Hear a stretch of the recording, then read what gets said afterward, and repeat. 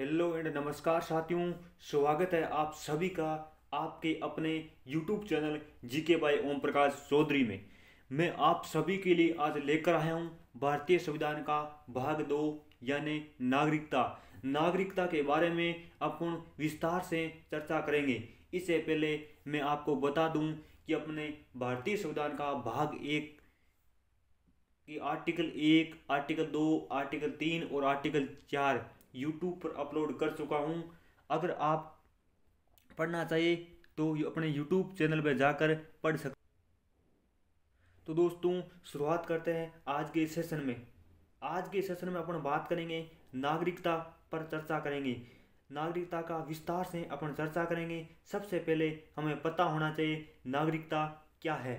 नागरिकता क्या है? नागरिकता के अध्ययन की सबसे पहले हमें पता होना चाहिए कि भारतीय संविधान में नागरिकता के बारे में क्या क्या प्रोविजन है।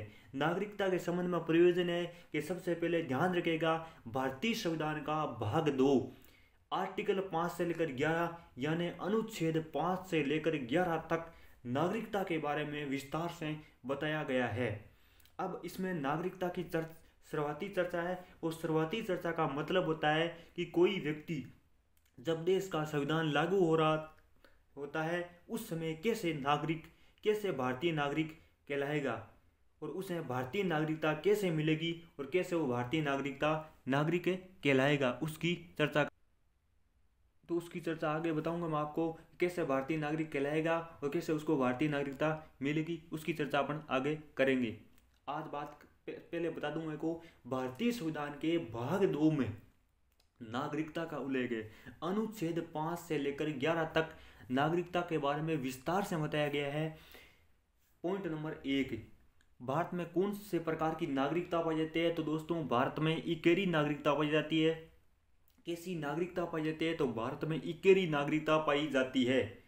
नागरिकता कौन प्रदान करता है? तो दोस्तों नागरिकता गृह मंत्रालय प्रदान करता है। नागरिकता होम मिनिस्टर प्रदान करता है।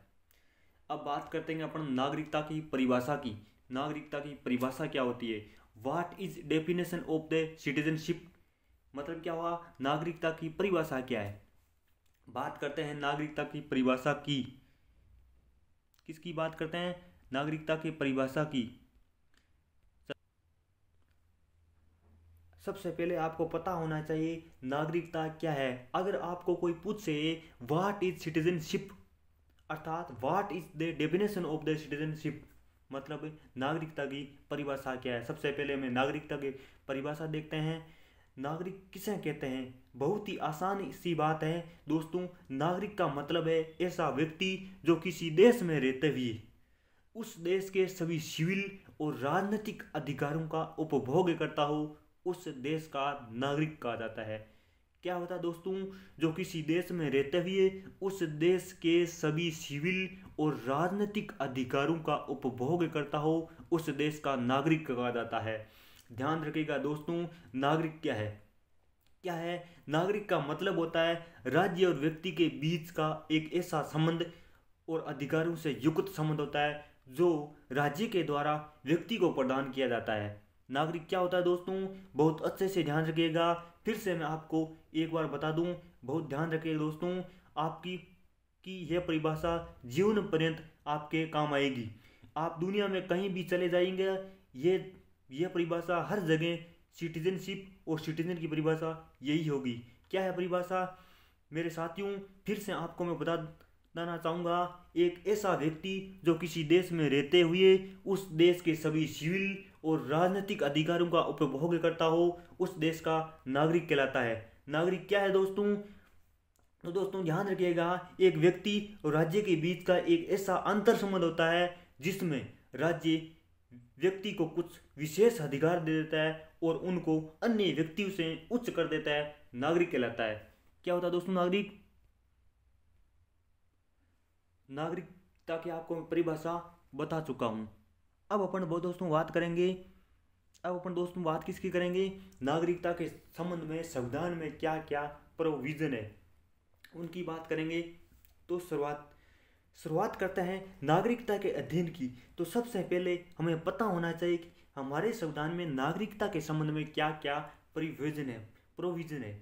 नागरिकता के संबंध में प्रोविजन की सबसे पहले ध्यान रखिएगा कि भारतीय संविधान के भाग 2 में आर्टिकल 5 से लेकर 11 तक नागरिकता के संबंध में विस्तार से बताया गया है। ठीक है, नागरिकता के संबंध में शुरुआती चर्चा का मतलब है कोई व्यक्ति जब देश का संविधान लागू हो रहा था, जब हमारे देश का संविधान लागू हो रहा था उस समय किसी व्यक्ति को कैसे भारतीय नागरिकता मिलेगी, वो भारतीय नागरिक कैसे कहलाएगा। तो दोस्तों ध्यान रखिएगा 26 जनवरी 1950 के दिन आर्टिकल 5 से लेकर 11 में जो बात कही गई है, अगर वो व्यक्ति उस बात में फिट बैठता है तो व्यक्ति भारत का नागरिक कहलाएगा, अन्यथा नहीं। इसका मतलब क्या हो दोस्तों, 26 जनवरी 1950 के दिन अगर कोई व्यक्ति भारत की नागरिकता लेना चाहता है या भारत का नागरिक कैसे होगा, जो आर्टिकल 5 से लेकर 11 में जो बातें कही गई उन बातों में खरा उतरता है या फिट बैठता है तो भारतीय नागरिक कहलाएगा। वर्तमान की बात करता है तो वर्तमान में आर्टिकल 5 से 11 काम नहीं आता है। क्यों नहीं आता है? अगर बात दोस्तों ध्यान रखिएगा, आप किसी व्यक्ति को वर्तमान में नागरिकता दिलाना चाहता है, उसके लिए मेरे साथियों आर्टिकल 5 से 11 काम नहीं आता है। उसके लिए आपको भारतीय नागरिकता अधिनियम 1955 देखना पड़ेगा, जिसमें कई बार संशोधन किए गए हैं। आप देखेंगे सबसे पहले 1986 में संशोधन हुआ था, उसके बाद 1992 में संशोधन हुआ था, उसके बाद 2003 में संशोधन हुआ था, उसके बाद 2015 में संशोधन हुआ था, उसके बाद 2019 में वर्तमान संशोधन हुआ था। नागरिकता अधिनियम में अब तक 7 बार संशोधन हो चुका है। इस बात को भी दोस्तों ध्यान रखना, 4 से 5 बार ये क्वेश्चन आ चुका है। दोस्तों अनुच्छेद 11 में संसद को ये शक्ति, ये पावर दिया गया है कि नागरिकता के अर्जन, नागरिकता के समापन और नागरिकता संबंधी अन्य विषयों पर कानून बना सकती है। इसके अंतर्गत संसद ने क्या किया है, इसके अंतर्गत संसद ने भारतीय नागरिकता अधिनियम 1955 बनाया है। यदि इस अधिनियम के अंतर्गत आज किसी व्यक्ति को नागरिकता लेना चाहता है तो इस अधिनियम के अंतर्गत किसी भी व्यक्ति को नागरिकता दी जा सकती है। दोस्तों इसी के साथ आज का सेशन में एंड करता हूँ। अगले सेशन में अपन बात करेंगे आर्टिकल 5 की। जय हिंद, जय भारत। दोस्तों हमारे वीडियो को लाइक करना, शेयर करना और पसंद आए तो सब्सक्राइब करना और थैंक यू।